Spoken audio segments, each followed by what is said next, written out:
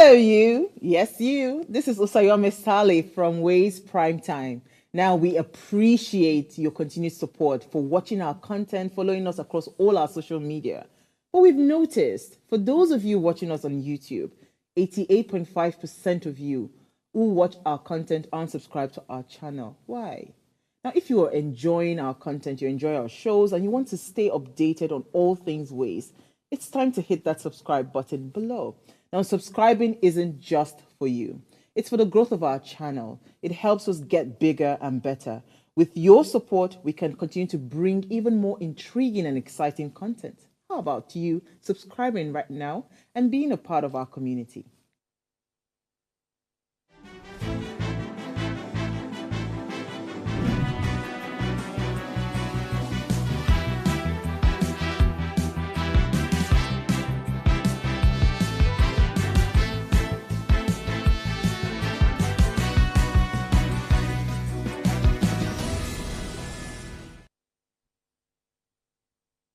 Good morning, Nigeria. It's a brand new Monday, and you know what that means. It's time to set the tone for the week ahead. So, whether you're sipping your coffee, stuck in traffic, or just shaking up the weekend vibes, we're here to get you energized with Ways Breakfast. Hashtag, what are you saying? I'm your host for today. My name is Oluchi Omenk, and I've got the ladies with me this morning. Good morning. In case you're wondering who is in our middle, it's the delectable one day. How are you doing this morning? Very well. I'm super Very excited well. to have you on this table. God I it is. am- She's starstruck. She's just looking. Who is this angel in our midst wearing black though? So it's the weekend. How was your week? Say it's the weekend. It's a new week. I'm sorry. I need to shake off the weekend vibes and all. Can tell you that my weekend was really enjoyable. So God's beauty, how was yours? It was restful. I mean, I needed to rest. I feel like I needed it because, health-wise, I'm not 100% okay. Yeah, down to the point that I had to start taking, blood tonic and all of these things, So is that bad? But Blood tonic. I'm good. Yeah. I think you need to incorporate healthy eating properly, not yeah. blood tonic. You know that conversation. Shake my table. We need to start No, eating healthy.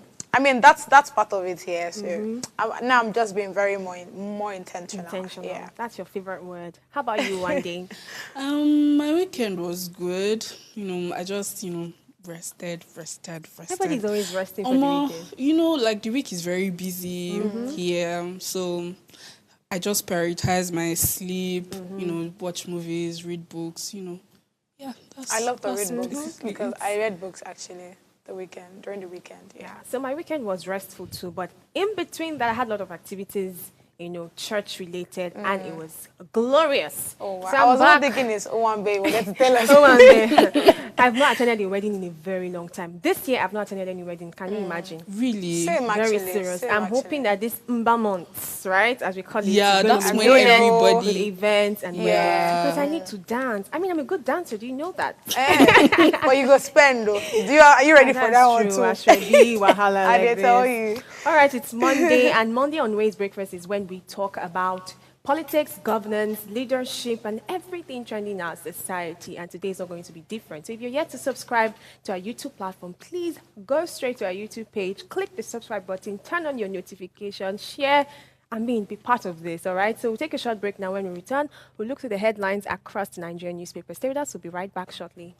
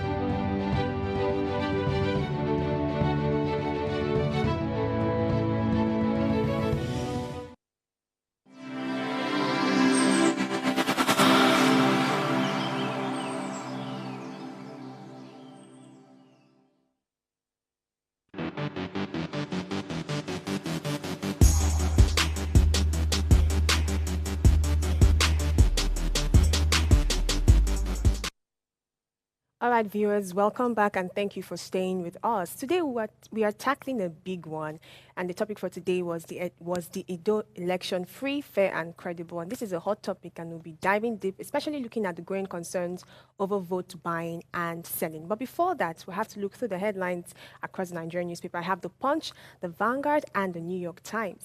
The Punch major headline reads, Edo poll. PDP alleges rigging as APC's Okpebolo wins. PDP governors insist candidate won. Obaseki vows to seek redress. Ighodalo rejects result. Tinubu congratulates Okpebolo as Akpabio, Oshomole, Shaibu, and APC supports jubilate. 1 year after Tinubu yet to appoint ambassadors for 109 embassies, 80-year-old man arrested with cannabis in Lagos. Congress approves 3.6 billion naira for Lagos Football Association 2024 to 2025 season. Labour Party crisis, Abure factions rules out sanction for Obi. Oyo mob beats soldiers over alleged killing of NCDC officer. And DSS frees 600 protesters to arraign 3. Above the major headlines, we see why Wabara was denied job slot, says FCC. And MPC may lower interest rate on Tuesday. PDP crisis, Atiku backs anti-Damagum NWC members. Fresh tariff hike looms as monthly power subsidy hits 181 billion naira. Of course, you would expect that the newspaper this morning would have a lot of stories about the Edo election. Somebody is accepting, somebody is refusing, protests, and all of that. I don't want to touch on it because that's our major topic for today. So you have to stick through and we'll examine it more critically. But then something else caught my attention that I'll talk about very briefly. He says that Congress approves 3.6 billion naira for Lagos Football Association 2024 to 2025 season. And I remember there was one time we were having this conversation about the allocation, the budget allocation that is usually done for the sports is it industry now that are used. And I think very strongly that any nation that is going to grow economically would have to put every sector into consideration. Yeah. And our sports is something to be considered. So seeing this amount of money that is being put for this particular football season makes sense, and I hope that it actually achieves what they plan to do. The problem is, I know you're going to have a problem. Implemented. No. I know you're going to have a problem. It is not a me thing. It is a normal thing that, after hearing the whole amount and all of these things they're putting into, they did the same thing, which in that way, the last football stuff that we had, Olympics. The last Olympics that we had, and we not come back with even one medal. So it is not about the money now. It's about the implementation. How are you implementing it? Have you posted, practicing? Not the way we say after maybe 2 days. It is beyond money. Come on. One thing is to get the money. Another thing is to get the right people that would implement this thing properly. Do you understand? You cannot say you're going for probably another Olympics or whatever season that they're bringing on, right? And you have not started practicing. Then probably a week to the stuff or 2 weeks to the stuff. That's when you now want to stop. And you think money is everything. Come on. Even if money is everything in Nigeria, not other countries. There was even a news recently that the coach they just hired quit because they were asking him to draw part of his salary or something. That's the thing. Will the money? Yes. Will the money actually get to the players? Will they be able to use the money? That's something we should ask. We should not just hear, oh, they've allocated. We know Nigeria allocate. What happens next? Yeah. All right. Let's see what the Vanguard has for us this morning. Okay, so in the Vanguard, the major headline reads, Edo, how Okpebolo floored Ighodalo with 44,012 votes. So above that, on the top of the newspaper, we have Tinubu others crack down on cyber criminals, transnational car thieves. Then FG frees 6 of 1,400 bad governance protesters. Marketers optimistic of lifting Dangote petrol directly as scarcity persists. Remi Tinubu's 64th birthday. Khan urges FG to fix bleeding economy. Then below that, there's an analysis of the Edo election. Then we have Lagos government's Dangote refinery disagree over parks call-up system for trucks. Afe Babalola to FG. Allow Dangote sell petrol at lower rates. Then below that, we have battered Joshua int at Dubois rematch. Yeah, so I'm going to be speaking a bit about Afe Babalala to FG, allowed Dangote sell petrol at lower rates.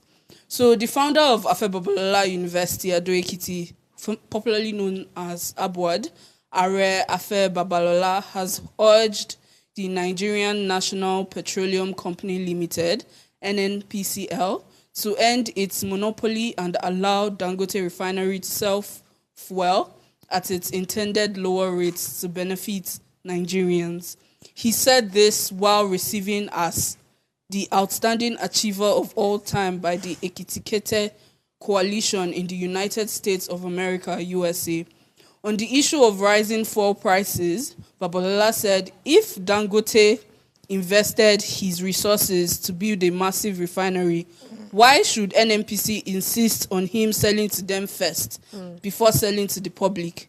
Let anyone capable of building a refinery do so and sell directly to the people, which would help reduce the price. There should be no NNPC monopoly. Allow Dangote to sell at his rate and the price will decrease. I agree, hopefully, because I literally have been saying these things since last week. Even though it does make sense to the government, it just doesn't make sense to me. Why is an NNPC buying from Dangote? Dangote is just like the way I am probably selling something, and somebody somewhere is telling me that, okay, I have to sell to only you. Come on now. That means I will have to also think about for me to think about the final consumers to ensure that, the price of fuel doesn't go that high. I want to ensure from my own end, I'm reducing it. Do you get? So that I can be able to sell to NNPC, then NNPC will not put in their own price. Because like I said, they have revenue to pay. They have tax to also remit to the government. So they will now also add in their own money before they sell to the final consumer. At the end of the day, the price of fuel will still be high. And you and Mira are shouting quality up and down. When we are supposed to be talking about monopoly. No, I feel like the whole monopoly thing with Dangote and NNPCL is just absurd. Because they are government refineries. They are refineries that are not functional right about but now. I thought they said the one in Port Harcourt. It's Port Harcourt. It's not functional yet. So, but like the system is meant to be okay. The government will supply to NNPCL. That's meant to be the whole thing. Dangote is a private company. God of mercy. I don't get. No, I'm not arguing about the whole thing of quality. Yeah. Excuse me. Yes, he's petrol. We've seen the whole Clear thing. We've never seen Clear petrol in our lives. We've seen it, and I admit quality will go a long way. I'm not disputing that as well. Yeah. But the whole monopoly thing of NNPCL Dangote makes no sense. Me, I'm seeing it from this point that is to ensure good regulation of these things. Because if you just put in private marketers, if you just put in private marketers to just come and be buying from Dangote directly, trust me, this price thing that you're thinking is over the board. It's going to be worse with these people. But the government that's where the government comes in. They can put That's why they're coming in first. There can be reforms. Let me tell you what they are doing. Sister, you don't make me enter church now. Please, go ahead. See, it's a simple thing, right? If Dangote sells to the normal marketers, right, that's the people that has few stations that will not get to us, right? Even if they skyrocket their price and they increase it to become very stupid, that's why we have the government to put on regulation. So if Dangote is selling a certain amount to these individuals, right, now you should ensure that your price doesn't exceed so. Like, that's how it should be. It should be regulated. Dangote that will determine that? No, it's the government. So that's why they should buy directly from You're not serious. Wait. Let me now bust your head. Before that, the governments were even, this is where this whole argument just dies. Before that, the government, that we were exporting fuel, were they not putting subsidy on the one private buyers were also buying from abroad? I mean, they were controlling the price now. Yes. So we're assuming that they were buying at a higher rate. But like the government they were subsidizing that price to privates without joining NNPCL in the equation. Let's move to New York Times. This debate, you do not win it. I'm sorry. Honestly speaking, the only way forward, we should first of all just scatter this whole monopoly thing. Because it makes sense to me, Sha. All right, let's quickly go over to the New York Times. By the right side of the newspaper, we have in Trump's White House, the pursuit of tribulation. Examination reveals how the president's demands for inquiries were met. but the left side of the newspaper, Israeli attacks abruptly end a status quo. All right, next to that as well, we have Harris and Trump and everybody in between. Bottom of the newspaper, after we exhaust the earth limit, bioreactor beef might be next on the menu. Next to that, which is the last headline on the newspaper, says 18-hole refuge for president is albatross for Secret Service. So the headline I want to quickly touch on is Harris and Trump and everybody in between.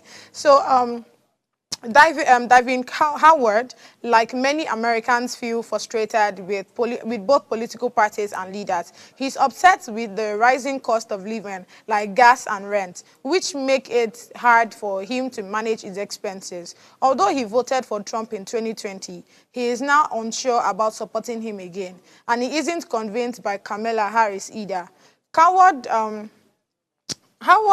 feels that politicians in general make promises but doesn't really help people like him, leaving him unsure if he will even vote next time. This reflects how many undecided voters feel disappointed by both sides. Honestly speaking, this is something that goes in the mind of every voter, actually. Because, I mean, when you've tried this person, like the way they have tried Trump and you've seen what he have done over time, you're like, nah, I don't think Trump is the good fit. But at the same time, you are unsure about what's going on in Harris' mind. What if with all these promises that she has made, the manifestos and all, she just does not impute it? Because the truth is, even when the first time Trump came into play, he did this whole promise thing. He ensured he speak all the old grammar, not the old English, and we made it be, and he, convinced us that, oh, he's the right fit.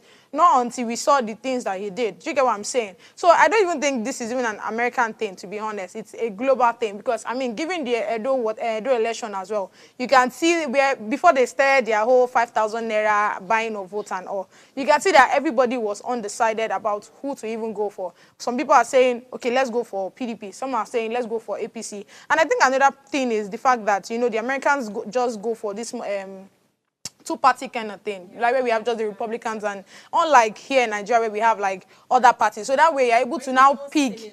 It's almost similar, yeah. Where are they? But we are there. In America too, they have a two-party system, but like that does not mean other parties cannot. Because there's I don't know if you guys know about is it JFK Jr. The guy that after some time, I don't know why he was deceiving himself, but like he just dropped out like I think a month or two ago, and that's the problem he's backing Trump now. Meanwhile, I think the undecided voters I feel like it should be a given. Like you're seeing this convicted felon and this alleged sexual predator, racist, and everything. Like he literally, let's not even go into that. Yeah. But like, and you see somebody, I feel like you just have to since they have not tried Harris before, they don't exactly. And the fact that she has been an attorney general of the state, so. You have to pick the lesser. Like we cannot say that. Oh, but I want to ask you a question. You said you've not tried Harris before, but this is somebody that is currently on seat as the vice president. Exactly. But like we know, so what has she done as vice president? You can't say that. The vice president. You can't say that. There should be proof. Wait now. But you know that. What has your vice president done so far? I don't know. Exactly. Vice presidents don't make the decision. No. There are actually some things that are within their jurisdiction for them to do. Is anything the president gives to them? True. For real? No, that's not true. I swear, do your research. So the thing they can't just take decisions by their own. But they have some things in their jurisdiction they're supposed to handle and then report the president. So that one in their jurisdiction, how well have they? They don't have like what I'm saying is that. I think I'm going to show it to you because I really give about that. The both of you are saying the same thing here. Actually, I know they have things they should do, but what I'm trying to say is that it's not like there's a set thing that the vice president is in charge of everything education. No. It's the president that will say, like for example, in America, the border control issue, Biden handed it over to Kamala. Yeah. That's how it is. Like so how did she has handle so far you can look. I'll show you a graph. I'll show you a graph. So far the rate of illegal immigrants so far has gone down like so much, like to an all-time low since about 2008 or 9. That's progress. We have to take I think she has done We are way past our headline story. So we're going to take a break now. When we return, we'll look through the same electoral processes, maybe, locally and internationally. So please stay with us. We'll be right back shortly.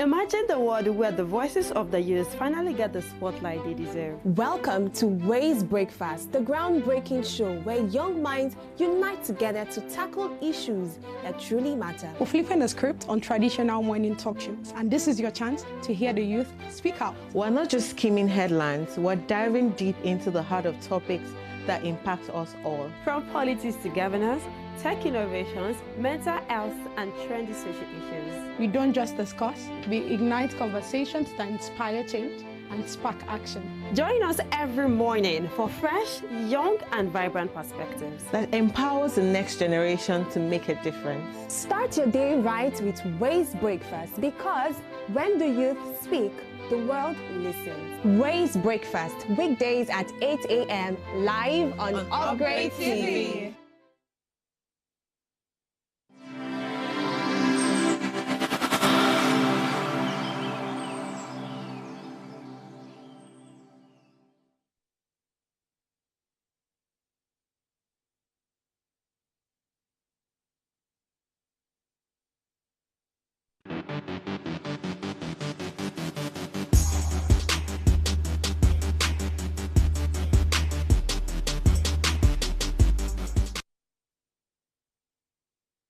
Welcome back to Ways Breakfast. Now let's dive into our topic of the day. Was the Edo election free, fair, and credible? An open-ended question. There have been ongoing debates about whether the Edo state election truly reflected the will of the people, and one of the most disturbing issues raised was the vote buying and selling that reportedly took place. And many are questioning whether the election was genuinely fair and if such unethical practices influenced the result. We're supposed to have a guest join us, and we'll let you in on how that goes. So ladies, we have the table to ourselves to talk about electoral practices in Nigeria. I know we're talking about the Edo elections, right?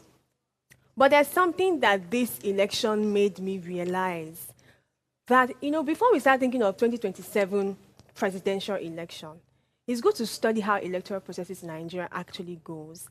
And one of the best ways to study this is looking at the local government level, the state level, and I must say that Edo state election really did take us unaware. Last week we were even saying that whatever is happening in Edo state, that's their business. Less concerned. We're less concerned until the recent week. This weekend, a lot of every news platform, the news, everything was just talking about this. It was almost feeling like the presidential election at some point. I've seen other state elections hold your own electoral campaigns, do elections, and no much traction to it. Just do your thing and have the person involved. But this one has really put our electoral process in Nigeria generally on the limelight. So let us discuss this from this point. We're looking at fairness, credibility in election. How can we judge, that generally, looking at the Edo elections, the presidential elections, electoral processes in Nigeria generally? How do we judge what's fair, what's not fair? What has been hindering us getting to that,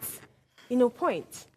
Okay, so I feel like accountability and transparency is a big one. So everybody should have access to the data as it's coming in. And I feel we have a very clear process in Nigeria. So, like, the whole thing, like, so far with the system they brought in last election. The beavers. Yes, it was meant to, champion accountability. It was meant to champion transparency. So that's why people could, speak up that, oh, this is not what happened, or this is what happened, or, oh, I am not for what's happened. This is the amount that was counted in front of me that I saw uploaded. Yeah. Why is it showing this something different on a federal level? So yeah, I feel like accountability and transparency is very important on the side of INEC, the And electoral like body. it's something that we're getting right. Like, I feel like the beavers is a good system, but Beavers. I don't know if we're just inherently mago people in Nigeria.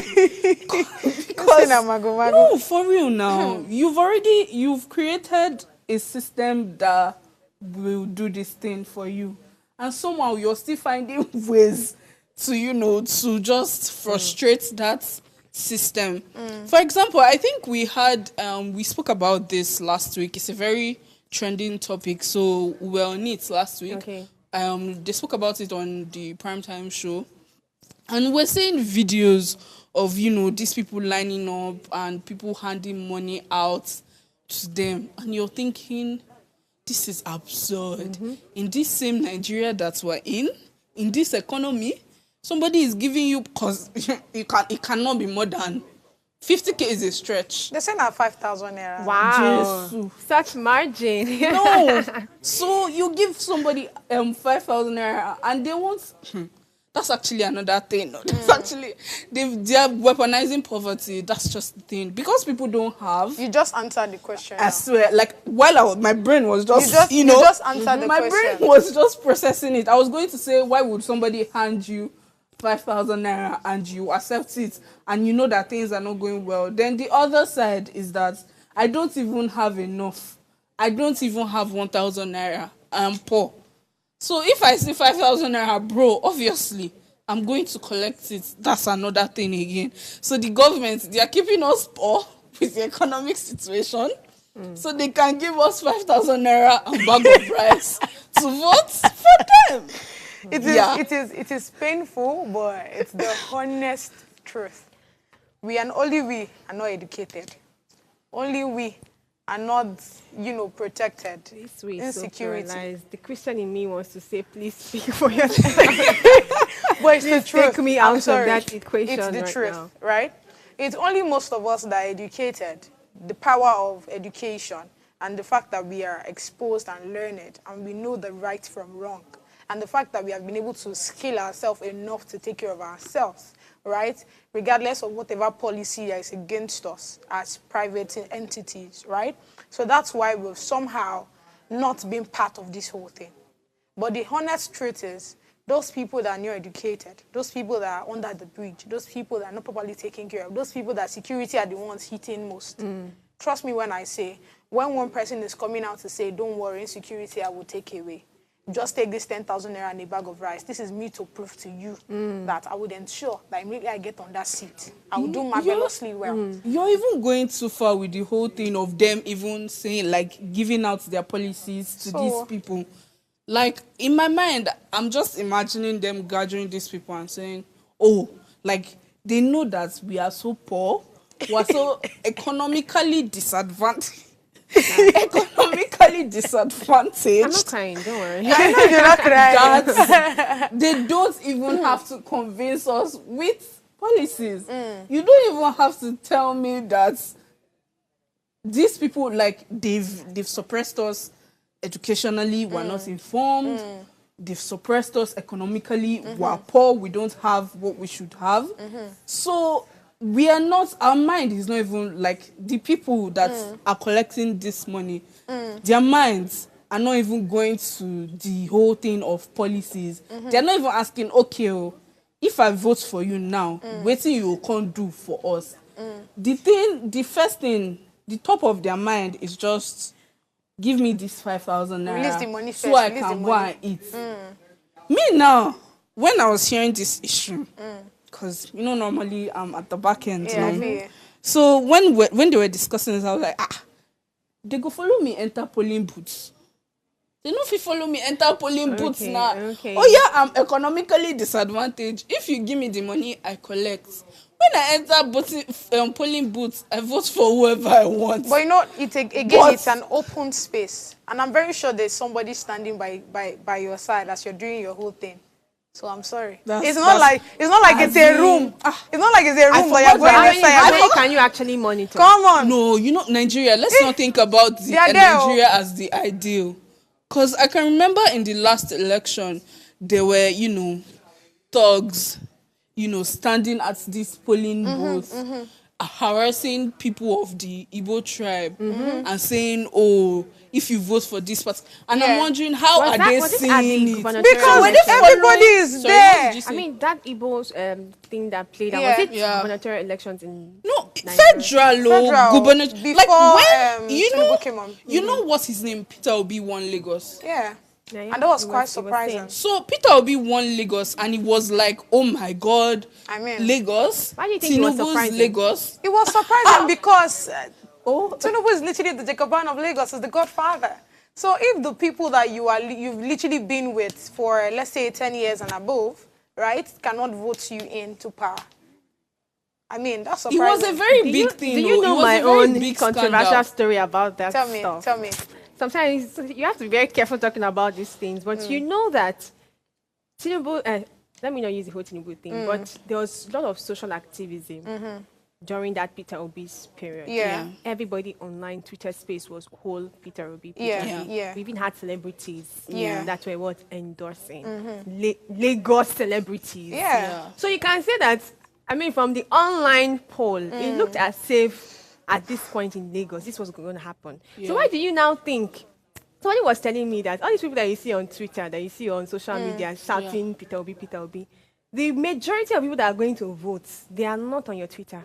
Yes. They are not on your Instagram. So those in the north. And that is where some of these people had to go and focus on. You get it? So the whole Lagos thing, right? The whole social media people, we came out now it's even and alleged. We won. But we did not remember that there was a greater population at the north. At the north, I think it's Kano 44 local government. It would have been very easy for us, like for, what's his name? Peter Obi to even lose in Lagos State. Because, like, the people on Twitter, there's a target demography on Twitter. So let's just go low. Let's say from 16 to 45, thereabouts. Now think, when you go to, I don't know if you guys vote. Do you? We'll answer after the show. So if you go to these polling centers, the majority of people there are the old people. Yeah, we're going to get to that point later. That even leads me to this question. But I wanted to say this. It's even alleged that, speaking of the whole Kano, I mean, the whole Northern and all, it was alleged that Shatima, just as the way we have Tinubu as the Jacoban of Lagos, Shatima is actually the Jacoban of the North. And guess what? That's what they do now. It's a strategy. You don't just pick a VP anyhow. Exactly.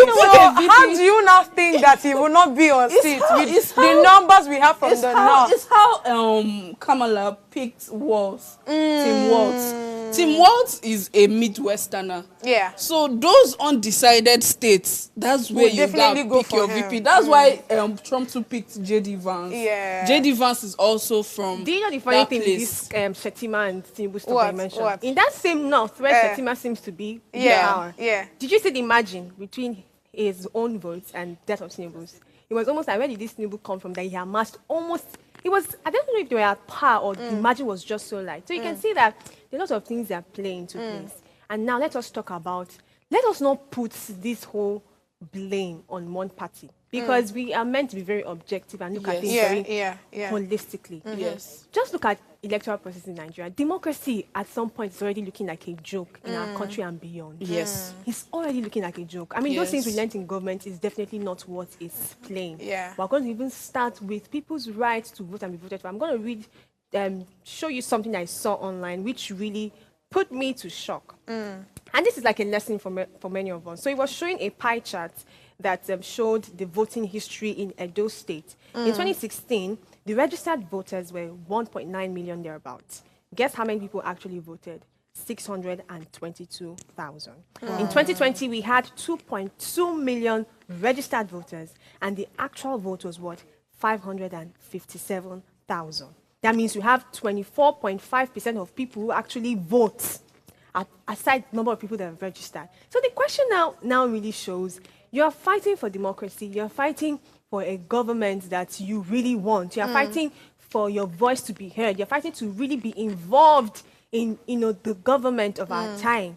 But yet, we do not still see people fully involved as much. And it's been a deep question going back in time. So it looks like voters' education is not even entering some people's head. I feel like How would we have this number of registered voters, and then on the day of election, you do not come out to vote? Then when the result comes out, you be online, you be agitated, saying, no, this is not who were you there to vote? So let's talk about that voters' education and the role we play and how we should even be much more involved. I mean, looking at this statistic, it says a whole lot. First question is, how sure are we that the statistics is even correct? It is correct. It is correct. You know how you know it is correct? Tell me. Look at your area. Look at your polling area during elections. And consider the number of people that are in your area at that time. Okay, let's imagine that. Just look at that. Let's imagine that. Let's just use this data and just, imagine that it's correct. Let's just go with. Correct. Let's go with this data. I'm listening. Let's go with this data. I feel like it all boils down to electoral apathy.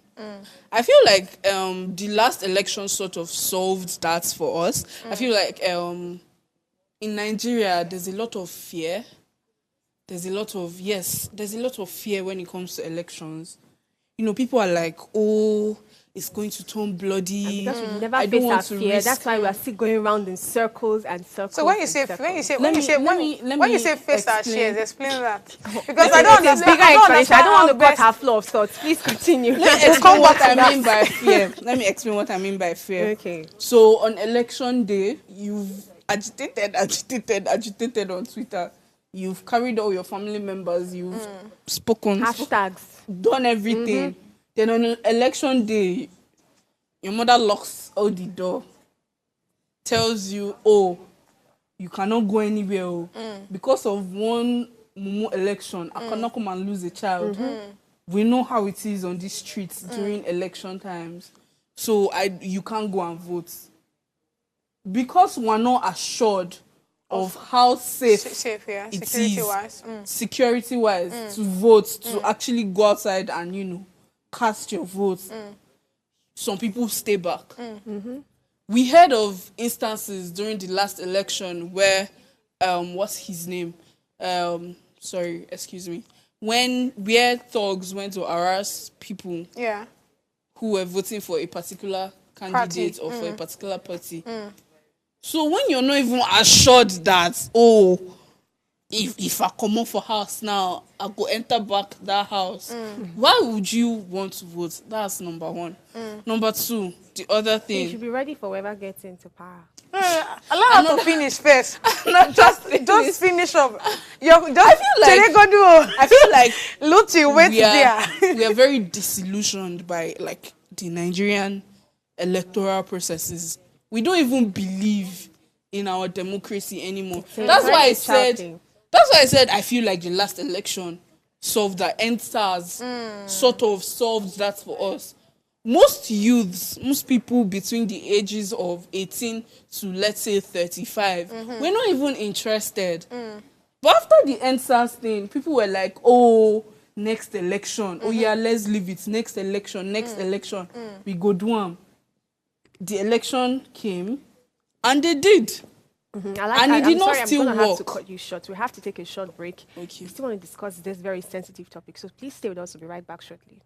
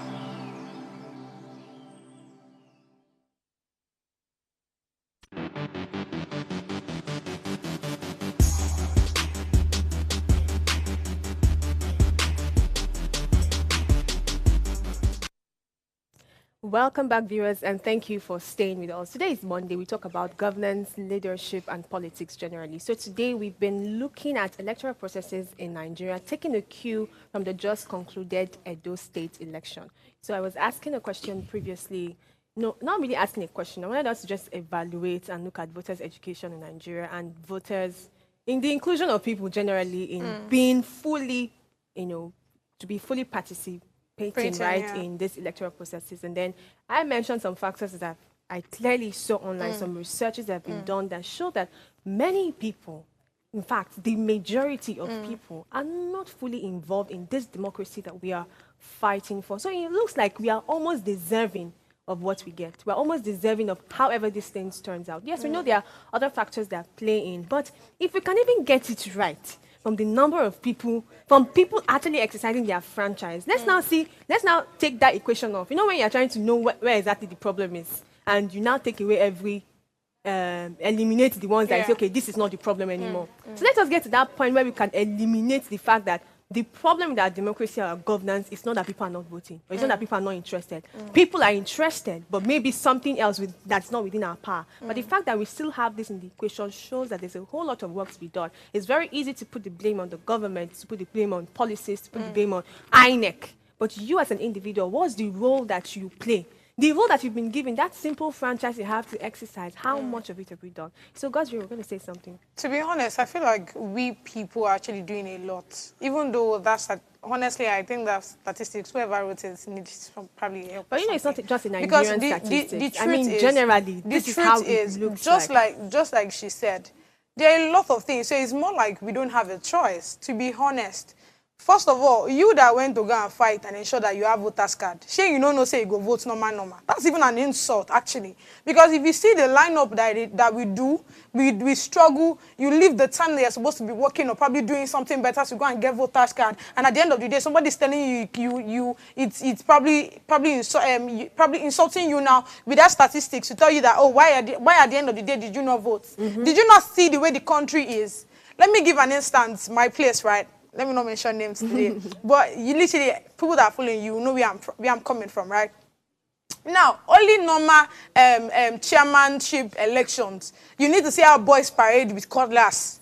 Where we say if you do anyhow, you go see anyhow, normal. Then you're not saying I should come out to doing presidential election when I'm seeing people parade the whole premises with cutlass. Come on now. Come on. Our security service, like even the people that they bring in there, apart from the INEC officials, even the what's the name now, the soldiers that they put in place that, oh, these people should, watch and in case if anything happens, if any, people start walking up and down with, all of those firearms or whatsoever, it can be cautioned. But guess what? These soldiers that are put there are even the ones supporting the party. So if you go there and you want to go and vote, and only the face of the soldier alone, you go no say you go supposed to go follow the other route. Honestly speaking, so if our security services are not even, we are not sure of it, how do you expect us to be there? Sorry, let me talk about that security thing. So I saw for the Edo elections that at different polling units or different polling joints, right? I'm saying joints, very funny. So there were buses and patrols available, and cars were prohibited from getting to a particular point. And I think the essence of that is to avoid, people stealing ballot boxes and running away. At least you can know people that are moving around and find any crooked activity. So the thing is, we have had these security measures put in place in many locations. We have seen some of them. I've gone to polling units, and apart from the press people that are there to cover the story, there are soldiers there, there are coppers there, there are police people there. But yet, this same question of security is still in the picture. What exactly are we not getting right from that point? Exactly what is it a location thing? Is it that this happens in some places and doesn't happen everywhere? And let me just even let you know that at this point, media generally, I'm not just talking of press media, social media. There's a lot of fact checking that we need at this point. Because I saw another story that some of the thuggery clips were actually old clips that people were just putting online. No, God, this is good. She really has this on their on her hands, but some old clips are just being put out there to what cause agitation for people. The truth is, we have to look at everything in the circle because if you just pick one part of it, we are going to be myopic in our view and our objectiveness of this whole story. But so in that's this the security election issue. What now- are we not usually getting right with everything that's even being put in place? Sorry, Is so it a I just want location to, thing? I just want to bring out something from your first question. So you said we should ignore the government, we should ignore No, I'm not the saying we should policies. ignore. I'm saying we that should we should consider. focus more on personal responsibility. No, I didn't say we should focus more on it. We you cannot said we ignore. should do, like you We said, can't ignore government policies because at the end of the Exactly. day, they are still they are the ones at- affecting it. Yes, but we have to consider other factors that No, go we in will place. consider other factors, but because there are other factors, does not mean that like a particular factor does not have a greater, a greater Greater stake. influence on a particular phenomenon. Because, for example, okay, we know that I also read articles So do you think the on government has roadblocks more influence? on. Do you remember Yes, what that now. guest on, I think was it last week Monday, said that it's in Nigeria that the people make their government feel very comfortable about anything. So if we How do we define, make that? if we See, define, when I hear this kind of things, it's not like I'm pissed or anything. But the question is, what do we do to make them uncomfortable? We have done protests. Come on, now. See, we need to be practical. It's not to be speaking English. Give me practical examples. Give me mechanisms that the people can do to make the government uncomfortable. Because the best of my knowledge, we've been doing all we can. So when you bring out this kind of things, it makes it insulting. Okay, the NSAS, what we did, that means it was a failure, yeah? The Awanga protest, the people that died, come on now. People that have been charged for treason because they only went in the street of the nation to tell the government that, okay, this is our problem and we need them to solve it. Come on now. so in a democracy, in an ideal democracy, there are checks and balances in place to curb excesses, to control the government. The generic definition of a democracy that we all know, the one by Abraham Lincoln, government all for by the people. So we ideally, the government in a democracy, the people should have power. The governments are basically they are workers, they are our staff. Employees. We're meant to have We are the all employers, say. technically. But I feel like the question we should the question we should ask ourselves Yeah. is: are we even practicing a democracy We are not. at this point? We're not. We are saying federal system, federal system, federal system. If you check the actual definition and the actual system setup of a federal system, you see that what we are doing in Nigeria, I don't know where we go down. I don't know where we go find our own.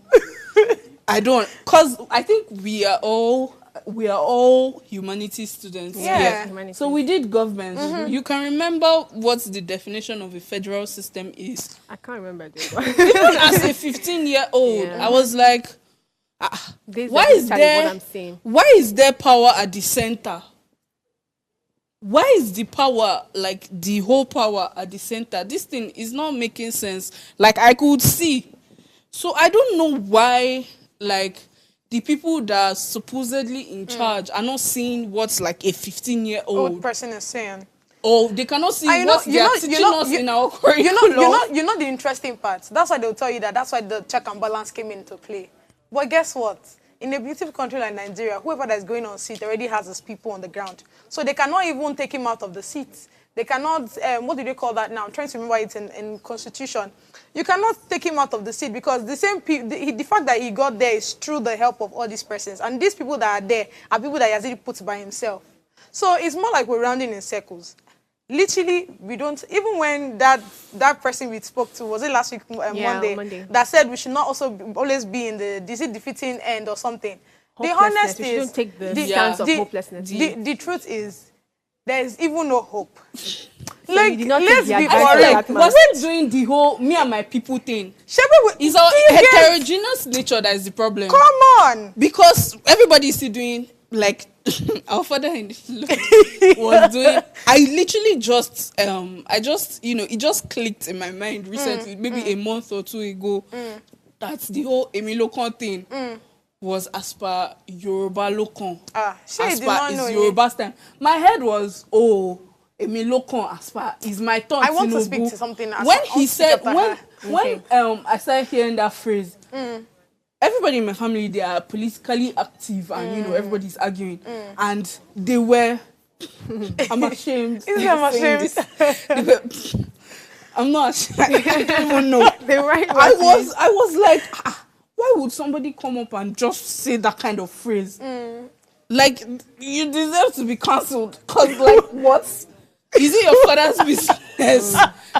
Like, what? But when I now understood that, oh, he meant as per Yoruba local, I feel like it was a way to incite the people.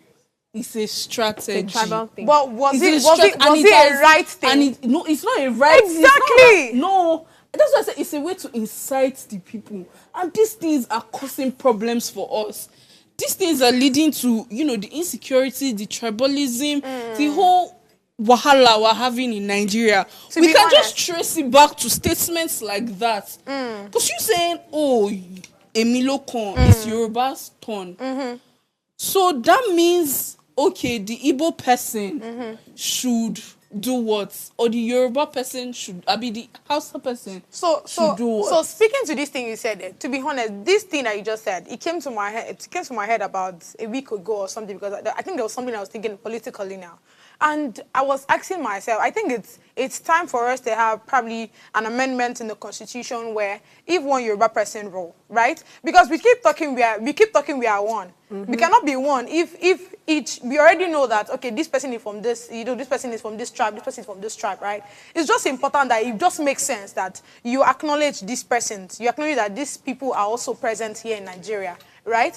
Now, since we've had the Yoruba person rule, we've had the Hausa person rule, we should have other tribe rule as well. Forget this whole nonsense, southeast, southwest, wait, not whatever that you guys have, you know, I mean, divided or whatever. See, it's important that if you say that I am one of you, if you say that I'm your brother, right, you should also give me that. I should also see it in your actions, not in your by your mouth or by your whatever you're saying, right? We've had the president change the national anthem, and he said this one resonates better with unity and all. We've had the wife come out and give us Ankara and say that Ankara speaks unity and all of those things. You cannot keep doing that if there's not acknowledgement in the constitution that these other tribes are there. Again, it is just my thoughts. Do you get what I'm saying? We've had the Igbo person rule how many times in Nigeria?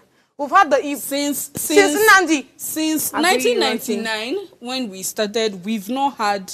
Have you seen it? Person. And you'll be angry if an Igbo person is saying that it's time for us to actually just go back to, you know, we having just ourselves. Right? No. Let's be for real. We've had the Hausa persons ruler many times. We'll have the Yoruba people ruler many times. We should be practical here. If you're speaking unity, ensure that these people too understand the definition of unity. We will not have a particular person ruling a particular tribe, and it's more like just speaking to only his tribe alone. It takes me now that is educated and knowledge and understand that, okay, this person is going to also benefit me as an Igbo person. Do you understand? So if you're speaking unity, we should also spread it across. I agree with you. Again, it's my thought. I agree with you to an extent, but I feel like that will also contribute to the divisive nature of Nigeria. We are already divided because we are focused too much on tribes. Maybe because me, I'm a very extreme, like I'm a very left person. I feel you. I identify as a leftist, but I feel like we should go above the division. I don't feel like we should now, you know, putting those things, division in place.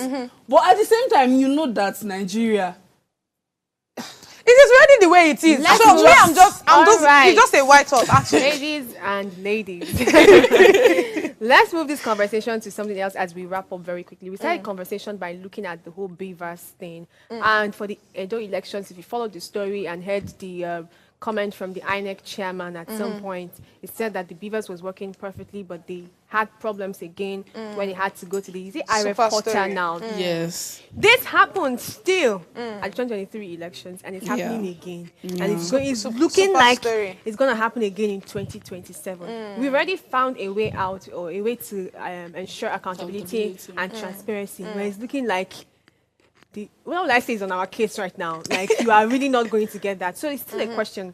And we have just 1 minute left. So what do you have to say about that as we wrap up the show? Okay, so I feel like we should, okay, we have the beavers already. That's like a way to promote accountability, a way to promote But transparency. do we have the right one? I've been wanting to I ask. feel that, Probably the Do we have the right So- one? Why are we always having network issue? so Hey. On the island, network issue. We Inside as- villages, network issue. I feel like we as a people, we need to, I understand that you're disillusioned by the idea of protest, but that's the only That's way the only way. people can communicate. Odabe. I That's know not the you. only way. That's such an absolute statement. No, not Odabe. like.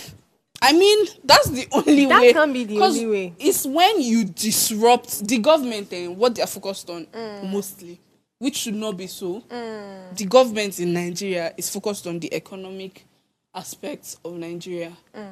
So that's why you hear rumors of strike. They'll quickly go and bribe somebody in the, so they'll stop the strike. Because they know if our economy is shut down, it will affect their, that's when they'll say, oh, in Tinubu's time, no money. Oh, in Tinubu's time, that's when it will affect our GDP and it will affect our economy. So that's what I mean by protest is sort of the only way a people can So, communicate. Godwin, what's your last thought concerning the electoral process So- generally as we wrap I'm, up? I'm sorry before. We have one more thing to say. Yes. No, I'm just saying, I've not landed what I wanted to say. All right. I feel like we as a people, maybe we should find a way to build a committee or maybe something, or like that would. INEC alone, at this point, we know INEC is not, the independence in the name is in quotes. We have to wrap up now. So- Thank you very much for staying with us. That's all we can take today. Till tomorrow again, it's Still Raise Breakfast. Join us 8 a.m. to 9 a.m. Have a great day.